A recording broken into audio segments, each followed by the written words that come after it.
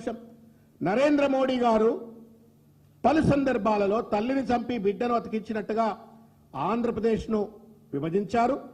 సీమాంధ్ర ప్రాంతాన్ని కాంగ్రెస్ పార్టీ అనాథగా మార్చివేసింది అని చెప్పని 2014 ఏప్రిల్ 30వ తారీఖు నాడు తిరుపతిలో మాట్లాడినారు.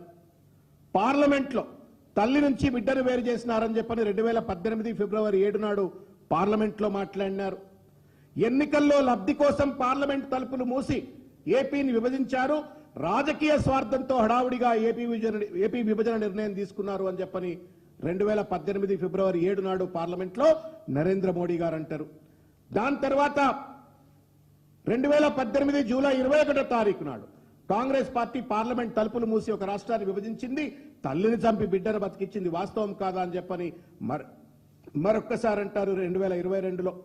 ఈ రకంగా నిరంతరంగా నరేంద్ర మోడీ గారైనా భారతీయ జనతా పార్టీకి సంబంధించినటువంటి ఒక వరిష్ఠ నేత అమిత్ షా గారైనా నిరంతరం తెలంగాణ రాష్ట్ర ఏర్పాటు పైన అక్కసు గక్కినట్టుగా విషయాన్ని గుర్తు చేస్తూ దాన్ని కొనసాగించేటట్టుగా ఇవాళ మాధవ్ గారు ఆంధ్రప్రదేశ్ రాష్ట్ర బీజేపీ శాఖ అధ్యక్షుడై ఉండి తెలంగాణ గుర్తు లేనటువంటి పటం లేనటువంటి ఇవాళ దుర్మార్గమైనటువంటి రీతిలో ఈ మ్యాప్ ను నారా లోకేష్ గారికి ఇస్తారు.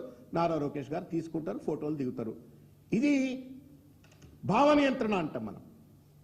ఇది ఒక దుర్మార్గమైన కుట్రపూరిత కుతంత్రపూరితమైన భావ నియంత్రణ.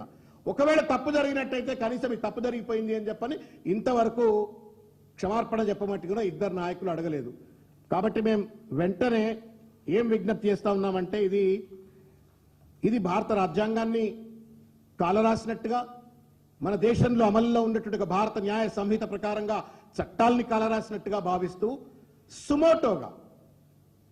సుమోటోగానైనా సరే ఇవాళ డైరెక్టర్ జనరల్ ఆఫ్ పోలీస్ గారు కావచ్చు, లేకపోతే హోంశాఖ మంత్రి ఎవరైతే ఇవాళ ముఖ్యమంత్రి రేవంత్ రెడ్డి గారు ఉన్నారో వారైనా వెంటనే చొరవ తీసుకొని ఈ రకంగా తెలంగాణ అస్తిత్వం పైన, సంస్కృతి పైన, తెలంగాణ ఐడెంటిటీ అండ్ ఎగ్జిస్టెన్స్ పైన దాడి చేసినటువంటి వీళ్ళిద్దరి పైన కూడా సుమోటోగా కేసులు పెట్టాలా అని చెప్పని ఈ సందర్భంగా నేను డిమాండ్ చేస్తా ఉన్నాను.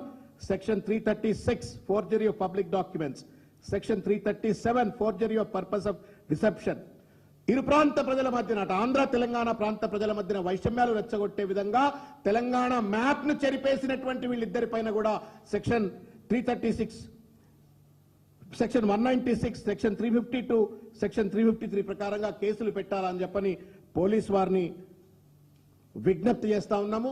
తెలంగాణ సోయి ఉన్నట్టయితే ఇవాళ అనవసరంగా ఛాలెంజ్లు విసురుతూ లేనిపోని రచ్చ చేస్తూ రవస చేస్తూ ఇవాళ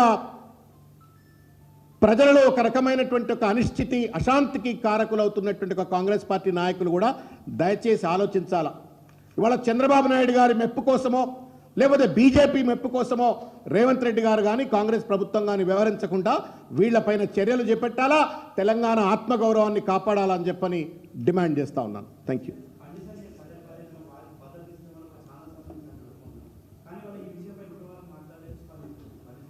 ఇప్పుడు బాధ అదే, బండి సంజయ్ గారు నిరంతరంగా ఆయన కేసీఆర్ గారి పైన అక్కస్తో కావచ్చు, కేటీఆర్ గారి పైన అక్కస్తో కావచ్చు, బీఆర్ఎస్ పార్టీపై అక్కస్తో కావచ్చు, తెలంగాణ హితం కోసం ఆయన గతంలో పార్లమెంట్ సభ్యుడిగా పనిచేసినాడు, ఇవాళ మళ్ళా పార్లమెంట్ సభ్యుడిగా పనిచేస్తూ ఉన్నాడు, కేంద్ర మంత్రిగా ఉన్నాడు. ఏనాడైనా నోరు విప్పి తెలంగాణ ప్రజలకు జరుగుతున్నటువంటి ఒక కష్టం గురించి, నష్టం గురించి, లేకపోతే పక్క రాష్ట్రం ఆంధ్రప్రదేశ్ చేస్తున్నటువంటి ఒక దోపిడీ గురించి కానీ, రాష్ట్ర విభజన చట్టానికి సంబంధించి ఎప్పుడు కూడా పార్లమెంట్లో ప్రశ్నించిన పాపాన పోలేదు. నోరిప్పితే కేసీఆర్ గారి పైన దాడి చేసిండ్రు. అదే నోరు ఇవాళ ఒక్కసారి బండి సంజయ్ గారు తెలంగాణ కోసం నోరు విప్పాలని చెప్పని నేను కోరుతా ఉన్నాను. This is attack on Telangana.